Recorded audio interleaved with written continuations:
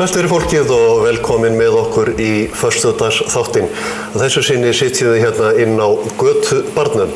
Nú við ætlum að koma víða við hérna á eftir. Ég ætla að ræða við til dæmis hann Jóhannes Bjarnason, íþróttaþjálfara. Nú hann ætlar að segja okkur til dæmis frá því hvernig hægt að losa sig við 25 kíló á einu ári. Þetta svona afmælisgjöf sem hann gaf sér. Nú síðan ætlum við að ræða við handboltakappann Alfreð Gíslason og konu hans, Köru Melstað. Nú við ætlum líka að fjalla sprenginguna í Vaðlaheiði í dag, en við byrjum vestur á Sauðárkrók. Hingað til mín eru komnir tveir á ég að segja kræklingar. Það þú vilt móðga okkur. Ég ætla ekki að móðga ykkur að segja tveir sauðkrækingar. En maður heyrir þetta samt nokkuð ofta að fólk að segja sauðkræklingar. Já, ég veit ekki. Ég veit að heimamenn finnst þetta rosalega leið. Já. Þegar það gerist. Fengum einmitt, var það ekki Vodafone sem við fengum einmitt hérna bækling heim sem var stílaður á sauðkrækling. Kæru sauðkrækling? Já. Okay. Það var ekki vel tekið í það. Það var ekki markaðslega vel hefnað múf. En það Laufey Kristín Skúladóttir og Sigurlaug Vordís Eystinsdóttir og þið komið hingað sem fulltrúar frá tónlistarhátíðinni Gæra. Já. Þetta svolítið sérstakt nafn. Já, finnst þér ekki bara svolítið skemmtilegt? Svolítið rockað. Já, þetta rockað nefnilega. Nú hérna komin rockmeining í Gæruna, sko. Og þetta dregur náttúrulega nafnsitt á því að við höldum tónlistarhátíðina í lóðskinni eða sjávarlegri, Atlantic Leather, sem að sérhæfir sig í að súta gærur og fiskskinn og fiskróð. Og meira þess að eina verksmiðjan sem að sútar fiskróð bara í Evrópu. Og eina sútunarverksmiðjan á lambaskinnum á Íslandi. Þannig það svolítið sérstæð og skemmtilegt að geta haldið þetta í þessu húsnæði. Það leit mitt út fyrir það á tímabili að það ekki lengur sútuð íslensk sauðagjær á Íslandi. Já, bara sem betur fer, þá tókst að halda í þá hefð sem hefur verið náttúrulega í mörg ár á Íslandi. Ykkur á króknum tórstaldi í þetta? Já, sem betur fer. Þetta er skemmtileg hefð og nýta það sem að landi gefur okkur til fullnustu. Þessi hátíð ekki nýja ná, það búið að halda hana í nokkur skipti. Já, þetta í 4. skipti sem við erum að fara að halda hana. Við vorum bara 3 sem að vorum það klikkuð að fara út í það að halda tónlistarhátíð. Þetta var bara engin tónlistarhátíð á Norðurlandi sem að var svona að sýna fjölbreytni í tónlist að okkar mati. Og agalega fín tónlistarhátíð fyrir vestan og ótrúlega flott fyrir austan en einhvern veginn ekkert fyrir norðan. Þannig já, við bara skelltum okkur í djúpulegina og byrjum. Og það hefur bara gengið voða vel og viljum reyna að halda þessu áfram. Laufey, hvenær verður hátíðin? Hún verður miðjan ágúst, 15., 16. og 17. ágúst. Og ásóknir margar hljómsveitir sem eru búin að okkar sig? Já, það eru bara hljómsveitir sækja að fá að spila hjá okkur og þær voru 62 í ár sem sóttum og af þeim höfum við valið 22 til að spila fyrir okkur. Það er að segja að það var 62 hljómsveita tónleikar?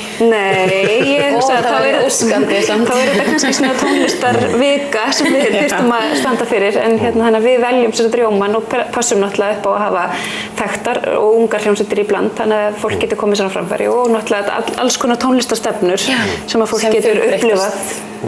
Þetta er líka hugsað sem stökkpalli fyrir hljómsveitir, ekki bara að hafa rjómann frá Íslandi, heldur líka gefa öllum tækifæri til þess að koma í almennu hljóðkerfi og í skemmtilegri staðsetningu og með svona þekktari kannski og reyndari tónlistarfólki og það hefur gengið rosa vel. Og þetta sem sagt okkur tveggja ætlað fyrir þá sem eru hugsanlega að koma fram og meika þessu? Já, einmitt. Og eins hljómsveitir sem eru þegar búin að skapa sér sess? Já, algjörlega. Hvað voru yngstu flytjendurnir gamlir í fyrra? Þeir voru ekki háir í loftinu? Nei, þeir voru í 7. bekk, 2 þeirra allavega. Já, og stigu sín fyrstu skref þarna og Vintage Caravan kom til dæmis á fyrstu hátíðina hjá okkur, það voru þeir óþekkt nafn og þannig að þetta er mjög skemmtilegt að ná fjölbreytninu og fá að fylgjast með líka þessum hljómsveitum sem eru kannski ekki alveg á kortinu hjá Rás 2 akkurat núna. Það gróska í músíklífinu í Skagafirði? Já, það það. Mjög mikil gróska. Þó svo kannski að Skagafjörðurinn sé þekktastur fyrir kórsöng og Gerðmætti. Já, þá algjörlega, það alveg, þú veist, mjög fjölbreytt tónlistarlíf líka þar. Og auðvitað hefur Gæran líka kannski ýtt undir að ungmenni stofni hljómsveit og hafa þá kannski markmið að stefna á. Þú veist, að koma fram á tónlistarhátíðinni Gæran. Þú kemur inn í undirbúningsnefndina í staði fyrir að Stefán sem kominn inn að bak við myndavélina. Hvernig gekk að fylla skarðið þess? Heyrðu, já, það kannski að spyrja einhver aðra heldur en mig.